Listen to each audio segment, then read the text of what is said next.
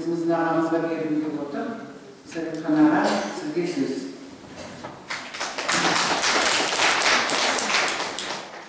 Armısızlara yolu, halkımızın geleceğini temelleyen ustalar, ağırkuşlar. Hazır ülkemiz var, kişimiz var. Halkımızın çarpayını bayqadığımız. Bayqasanız da şanlıklı bet başı bayqadığımız gerek. Halkımızda kön, dağdarız sekildi. Menezinde, kulkunda, destur saltında, jalpı orpak terbiyesinde kön temsilcidir. Biz bugün jay Sovetmanlar basıp кездесуге gelip oturganımız жоқ. Biz orpak terbiyesini söyleyip dep gelip oturmuz. Sizler erten ағартушысыздар. Халықты жөндейтін бір ғана бағыт бұл ағартушылық бар. Оның үстіне тәуелсіздік алғандан бері қараймыз. Қоғамда әділет те, тәртіп те жоқ. Адамда тәрбие бұзылып бара жатыр. Не істейміз? Міне мәселе осыны шешуіміз керек. Көп болып осыны қолға алу керек. Сол үшін мен сіздерге 3 түрлі сұрақ қояйын деп отырмын. Қазір сіздер өйткені магистрант докторасыздар қарап. Студентіміз. Ең бірінші адам дегеніміз не? Кім айтады? Жылдам айтыңыздар, уақыт кетті. Жақсы мен жаманды ажырата алатын ақыл иесі. Жақсы мен жаманды ажырата алатын ақыл иесі. Тағы кім не айтты? Басқа жанды мақұлықтардан өзінің ақыл, сана сезімі ерекшеленіп жатыр, жаратылыштышылар. Тағы кім айтты? Өйткені бұны қойып тұрғанымыз біздің алдымыздағы малымызда, жанымызда адам. Ол және ана нәресте. Тауықтың балапаны жұмыртқадан шыға салып жүгіріп кетеді. Егер адамның баласын қасына қойса, көзін шұқып өлтіріп тастайды. Адамда ешқандай осындай халдағы адамды біз жетілдіруіміз керек. Тағы деп қандай? Адам дегеніміз не? Мен қанағаттанған жоқ, айтып қойын. Адам дегеніміз 3 түрлі күрделі жүйеден тұратын тіршілік иесі. Жаңағы сөздің әлеумет, оның бәрі кейін келеді. 3 түрлі күрделі жүйеден тұратын тіршілік иесі. Тән құрылысы, жан дүниесі, рух қуаты. Бүкіл біздің өркениетіміз 21 ғасыр. Адамда тән тәрбиесінен басқа мен қазір сұрайын. Жан дегеніміз не десеңіз, жаңағыдай сіздер айта алмайсыз. Адамның мәні не де? Екінші сұрақ міне. Оны тағы білмейсіздер. Адамның мәні жанында. Міне, осы үшінші адамның бақыты не? Міне, бұл дүниеде тән тәрбиесінен басқа ештеңе жоқ дедік. Солай ғой. Біз жанның, тәннің 12 мүшесі бар секілді, мен Алла тағала маған дәрігер болуымның арқасында одан кейін жазушы болуым, осыдан бері педагогика келіп біледі. Міне осының арқасында жанның 12 мүшесі бар екен таптым қарақта. Міне осының ішінде. Сол жанның 12 мүшесі түгелді мен тек қана ана құрсағында ғана ашылатынын анықтадық. Ана құрсағынан кейін ашылмайды. Мына сіздерде егер анаң жанның 12 анасını ашып, жан тәрбиесін бермесе, сіздерде көп дүниеден олқылық көп. Міне бүгінгі біздің сөйлесетініміз қарақтар, ұрпақ тәрбиесінің жаңа. Сіздер мені педагогсыздар, сұрайыншы. Педагогиканың методологиясы қайсы? Айтыңыздаршы. Оқып жүрген жалпы педагогиканың методологиясы қайсы? Жүйесі бар ма? Негізі қайсы? Айтыңыздаршы. Педагогиканың біздің жалпы бүгінгі оқып жүрген педагогиканың психологияда Европа-центризм методологиясына сүйеніп жасалғандықтан бұнда методологияда. Міне қызықтыдар. Мен сабақ беріп жүрмін студенттерге. Студенттер жылағандай болады. Психологияны оқимыз, басымыз іштеме тоқтамайды. Неге тоқтайды ол?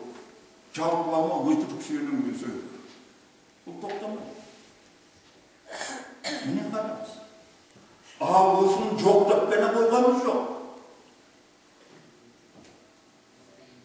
Адам тәрбиесінің жаңа методологиясын аштық. Қарап, екі сатылы методология. Біріншісі биологиялық индивид, міне, дәм болып бір клетка түскеннен туғанға дейін, 40-на дейін міне биологиялық индивид. Бұны қалай тәрбиелейміз? Бұны жүрек тәрбиесі жүйесінің, міне, биологиялық индивидте педагогикада жүйе жоқ бүгінгіде. Жүрек тәрбиесі деген жүйе шығады, соның тәсілімен жаңағы жанның 12 арнасын ашамыз. Бұның барлығы мен көктен алып отырған жоқ қарақтар.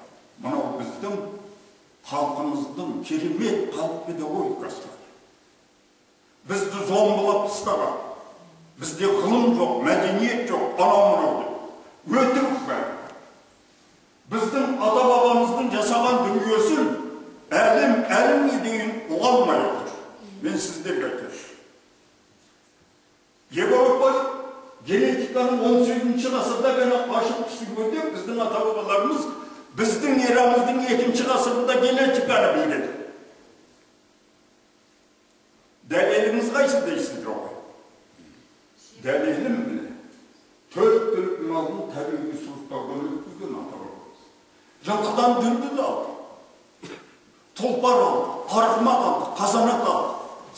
Біз өсімге дейін дүлдүлді де, арғымақты да, тұлпарды көргеніміз жоқ қарап. Біз қазанат ала алмай отырмыз. Ветеринариясы дамыған, мына бекшара қоғамда қазанат ала алмай. Осыны құдіретінен айналайын не деген бұл ата-бабаның аруағына сыйым қарақтарым. Осыны әкелді өзінің ұрпағына қолданды. 2500 халық бар дүниеде, соның ішінде жалғыз қазақ қана 7 атаға дейін қызалыспайды. Міне табиғи сұрыптаудың бұдан асқан ілім, бұдан асқан құдірет жоқ. Туыспын деп жүрген өзбек те, ұйғыр да, қырғыз да 7 атаға дейін алмайды. Ұстамайды. Өзбектер, ұйғырлар ағайынды 2 адамның баласы. Біз керемет елдің бәрін жаңқадық, сүттік жүр. Соның негізі қайда әлі айтпайды. Ешкім айтпайды. Білімдімін дегендер де айтпайды. Бәрі 7 атада жатыр жандар. Міне, немересі мен немересі үйленген адамды қарғадым ғана туысқанды сезім. Түсінесіздер ме? Осыны. 7 атаға дейін қыз алыспайтын қазақта туысқандық сезімді өлшеп көріңіздерші. Әр атада 30 жылдан есептегенде қанша жыл? 7 ата. Математика. Міне, қараңыз, не деген құдірет. Міне осының арқасында ана кешегі келген келімсектерге қолындағы тұрған бір түйір нарын бөліп бердім сен. Өзіңе жалмалғы жетпейді, соны барып жартысын соған жапты.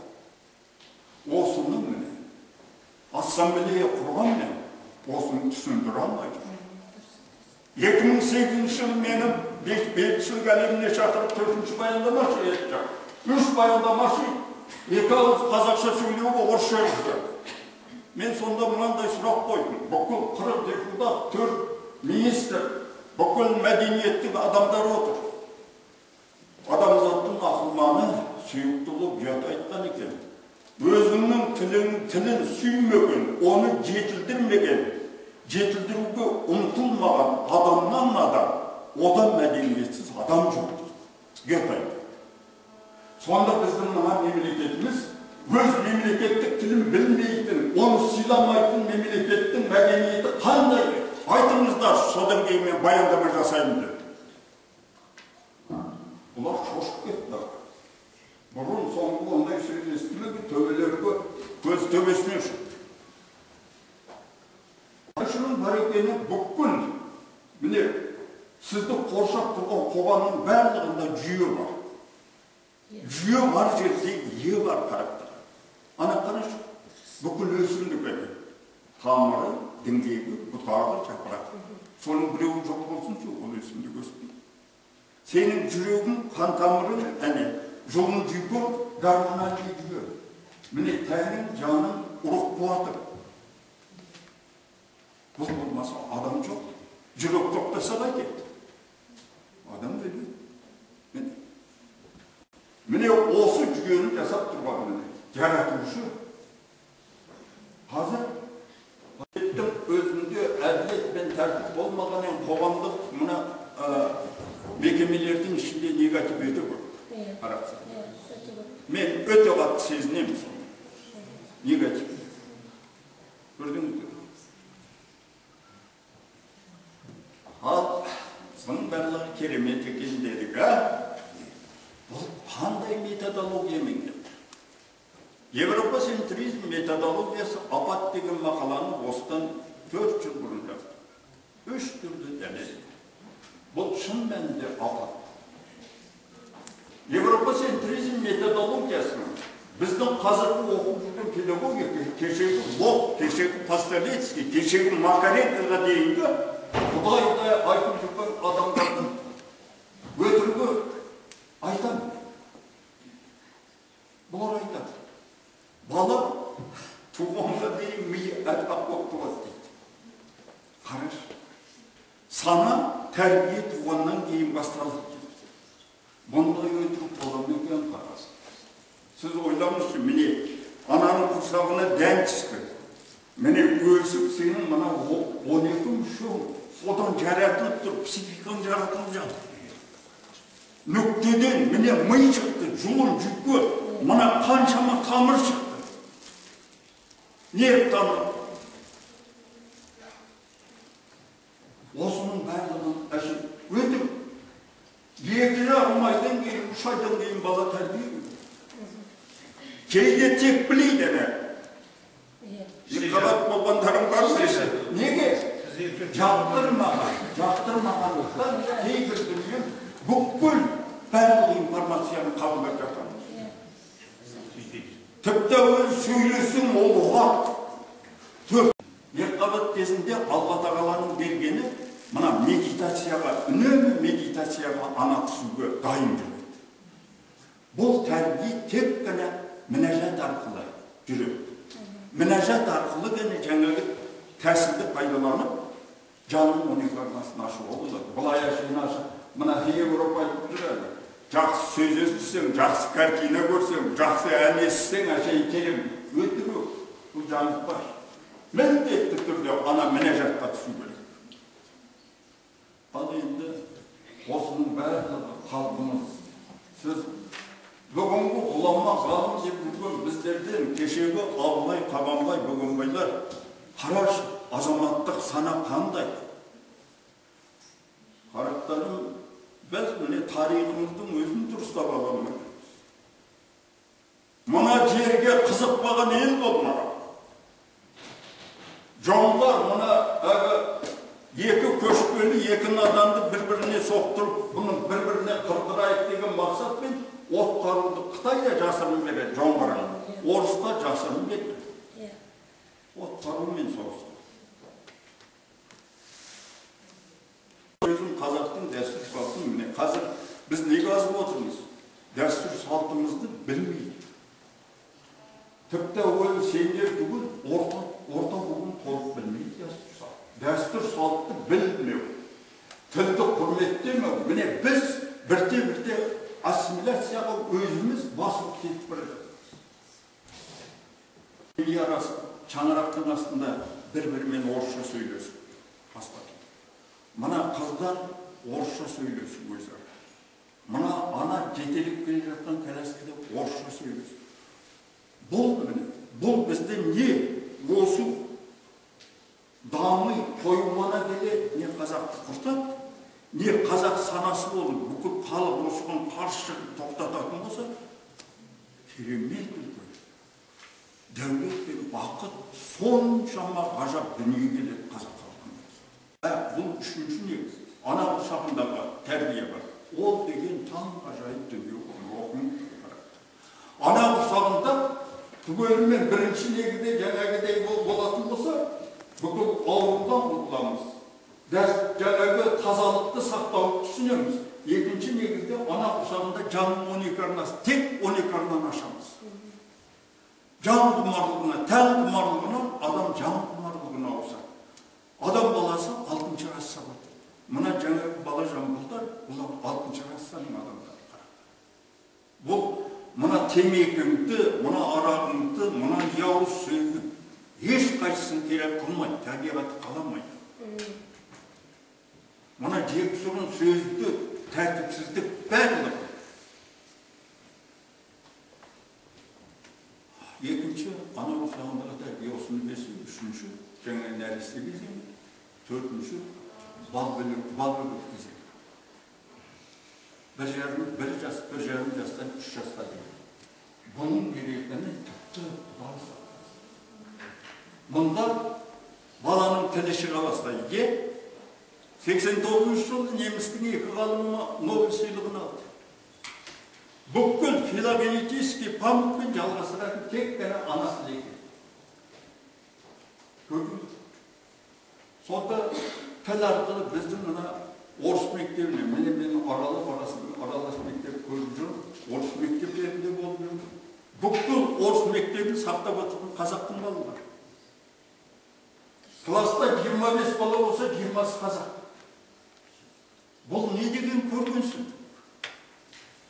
Әйтпесе қазақ баласын түгел қазақ мектебіне бергенде орыс класстар баяғыда жабылды.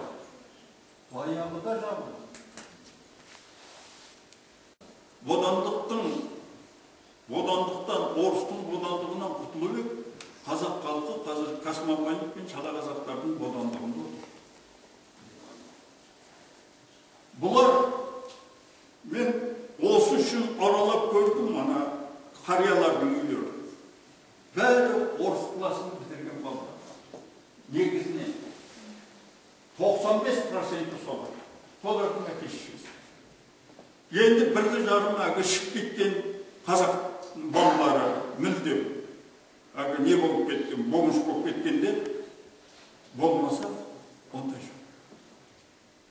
Бұларға мемлекетің де, отаның да, халқың деген, намыс деген барлығы екінші қатарда. Орыс мектебін бітірген. Орыс мектебін бітірген балалардан ғұлама ғалым да шықпайды. Бірде-бір ғалым барлығы өзінің дәстүр салтын сақтаған адамдар ғана шығып отыр. Сәбилік кезең 4 жастан 7 жасқа дейін иманын қарап. Бұл деген міне сәбилік. Неге олағы ананы сұрайды, мұнаны сұрайды, көбілік ұшып бара жатса қуалайды. Иманын Абай айтқан иманын.